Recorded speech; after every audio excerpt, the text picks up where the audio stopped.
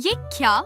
भगवान जगन्नाथ जो पूरी दुनिया के नाथ हैं, जो हर दिन अपने मंदिर में विराजमान रहते हैं, वो खुद मंदिर छोड़कर बाहर निकल पड़े। आखिर क्यों? कहते हैं भगवान हर जगह होते हैं, लेकिन क्या वो किसी एक भक्त के लिए अपने नियम भी तोड़ सकते हैं? आज की ये कहानी किसी राजा की नहीं, किसी तपस्वी की नहीं। ये कहानी है एक बहुत ही साधारण इंसान की, जिसके दिल में बस एक ही नाम बसता था, जगन्नाथ। बहुत समय पहले की बात है। बंगाल के एक छोटे से गांव में रामदास नाम का एक व्यक्ति रहता था। उसका घर बहुत छोटा था, दीवारें मिट्टी की थीं और छत भी साधारण थी। लेकिन उस घर में जो शांति थी, वो बड़े बड़े महलों में भी नहीं मिलती। रामदास का जीवन बाहर से देखने में बिल्कुल सीधा सादा था, लेकिन उसके दिल में भगवान जगन्नाथ के लिए बहुत गहरा प्रेम था। रामदास के दिन की शुरुआत सूरज निकलने से पहले होती थी। वो उठकर सबसे पहले अपने आंगन में खड़ा होता, आसमान की तरफ देखता और मन ही मन भगवान को प्रणाम करता। फिर खेत के काम में लग जाता। मिट्टी से सने हाथ, पसीने से भीगा शरीर, लेकिन चेहरे पर कभी शिकायत नहीं होती थी। उसके लिए मेहनत भी सेवा ही थी। काम खत्म करने के बाद वो गांव के छोटे से मंदिर में जाता। वहाँ कोई भीड़ नहीं होती थी, कोई बड़ा आयोजन नहीं होता था। बस एक छोटा सा दिया, थोड़ी सी अगरबत्ती और रामदास का शांत मन। वो भगवान से कुछ मांगता नहीं था, ना धन ना सुख। बस चुपचाप बैठकर उनसे बातें करता था, जैसे कोई अपने सबसे करीबी से करता है।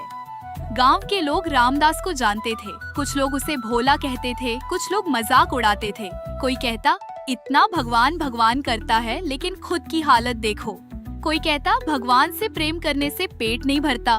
रामदास ये सब सुनता था, लेकिन कभी जवाब नहीं देता था। वो बस हल्की सी मुस्कान के साथ अपने रास्ते पर चलता रहता था। रामदास का एक नियम था, जिसे वो किसी भी हाल में नहीं तोड़ता था। हर एकादशी पर वो पैदल चलकर बंगाल से श्री जगन्नाथपुरी जाता था। ये रास्ता बहुत लंबा था और आसान बिल्कुल नहीं था। कई दिन लग जाते थे, लेकिन रामदास के लिए ये सफर किसी परीक्षा जैसा नहीं, बल्कि किसी उत्सव जैसा होता था। एकादशी आने से कुछ दिन पहले ही रामदास के मन में हलचल शुरू हो जाती थी। वो दिन गिनने लगता था, घर की दीवार पर उंगलियों से निशान बना लेता और रोज उन्हें देखता।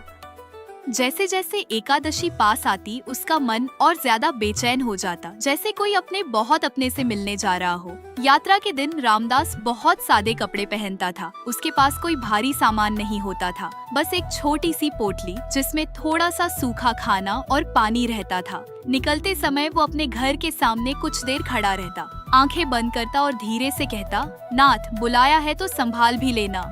रास्ते में उसे हर तरह की मुश्किलें मिलती थी। कभी तेज धूप होती, जिससे पैर जलने लगते। कभी अचानक बारिश आ जाती और कपड़े भीग जाते। कई बार भूख बहुत तेज लगती, लेकिन खाने को कुछ नहीं होता। कई बार पैरों में छाले पड़ जाते और चलना मुश्किल हो जाता। ऐसे समय में रामदास रास्ते के किनारे बैठ जाता, आंखें बंद करता और बहुत धीमी आवाज में बस एक ही नाम लेता, जगन्नाथ। थोड़ी देर बाद उसे ऐसा लगता जैसे किसी ने उसके भीतर नई ताकत भर दी हो। वो उठता और फिर से चल पड़ता, बिना किसी शिकायत के। रास्ते में कई लोग उसे मिलते, कोई पानी दे देता, कोई रोटी का टुकड़ा, कोई पूछता, इतनी दूर पैदल क्यों जा रहे हो? रामदास बस इतना कहता, अपने प्रभु के पास। कुछ लोग उसकी बात सुनकर मुस्कुरा देते, कुछ हैरान रह जाते। जब कई दिनों के बाद पुरी पहुंचता, तो सबसे पहले समुद्र की आवाज सुनाई देती। लहरों की आवाज सुनते ही रामदास की आंखें भर आती। सारी थकान जैसे उसी पल उतर जाती। वो समुद्र में स्नान करता और फिर सीधे मंदिर की ओर बढ़ता। मंदिर के सामने पहुंचते ही उसके कदम अपने आप धीमे हो जाते, हाथ जुड़ जाते, आंखें बंद हो जाती। वो कुछ बोलता नहीं था, बस खड़ा रहता था, जैसे भगवान और भक्त के बीच शब्दों की जरूरत ही नहीं हो। महाप्रसाद पाकर उसका मन पूरी तरह भर जाता। उसके लिए वही सबसे बड़ा सुख था। रात को मंदिर के बाहर बैठकर वो बहुत धीमी आवाज में कीर्तन करता। ना ऊंची आवाज, ना दिखावा, बस दिल से निकली हुई भक्ति। ऊपर से महाप्रभु जगन्नाथ ये सब देख रहे थे।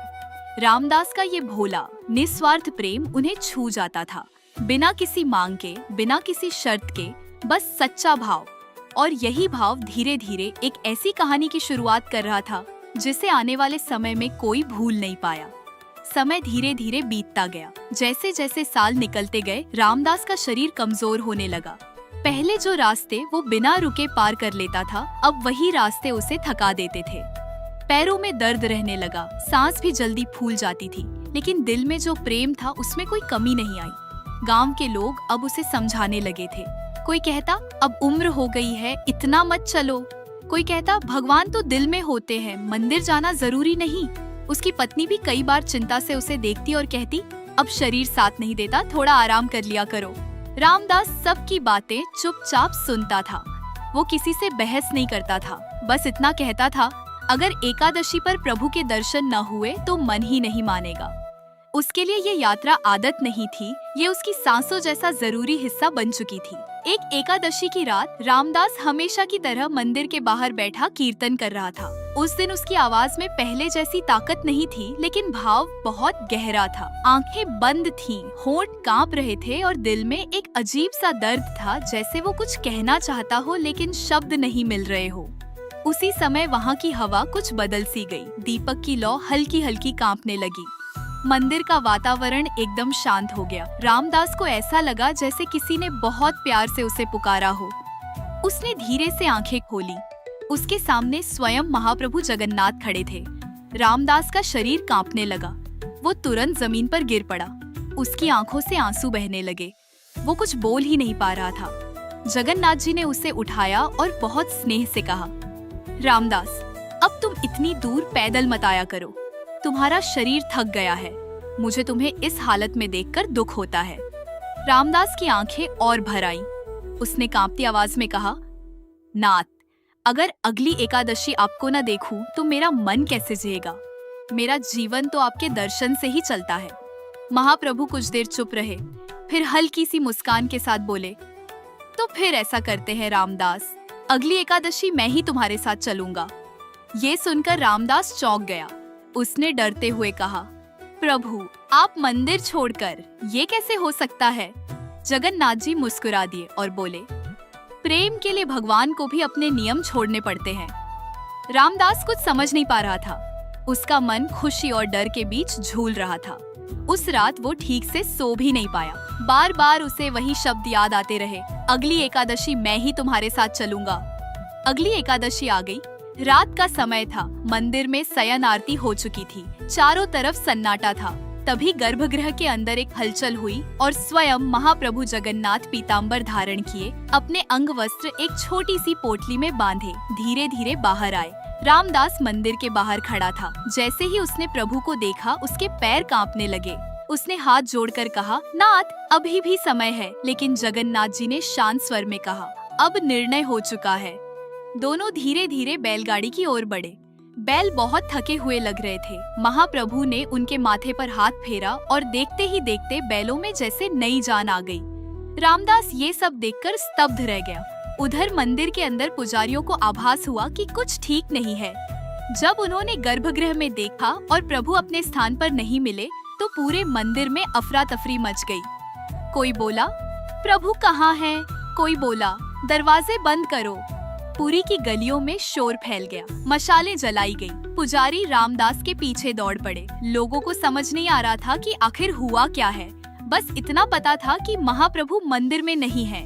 पीछे से आती आवाजें सुनकर जगन्नाथ जी ने रामदास से कहा, मुझे कहीं छुपा दो। पास ही एक छोटी सी गुफा थी। रामदास ने कांपते हाथों से प्रभु को वहाँ छुपा दिया, लेकिन जल्दी में पीताम्बर का एक छोटा सा कोना बाहर रह गया। कुछ ही देर में पुजारी वहाँ पहुँच गए। उन्होंने रामदास को पकड़ लिया। बिना कुछ सुने, बिना कुछ समझे वो उसे मारने लगे। रामदास दर्द से कराह उठा, लेकिन उसके मुंह से एक ही नाम निकल रहा था, जगन्नाथ। उस पल ऐसा लग रहा था जैसे पूरी कहानी अब किसी बहुत बड़े मोड़ पर आ चुकी हो। जहाँ एक तरफ नियम और गुस्सा था, वहीं दूसरी तरफ सिर्फ प्रेम और विश्वास। रामदास जमीन पर गिरा हुआ था। शरीर पर चोटें थीं, सांस तेज चल रही थी, लेकिन उसके होठों पर वही नाम था। वो किसी से कुछ नहीं कह रहा था। तभी अचानक आसमान में गड़गड़ाहट सी हुई। पास के तालाब का पानी हलचल करने लगा।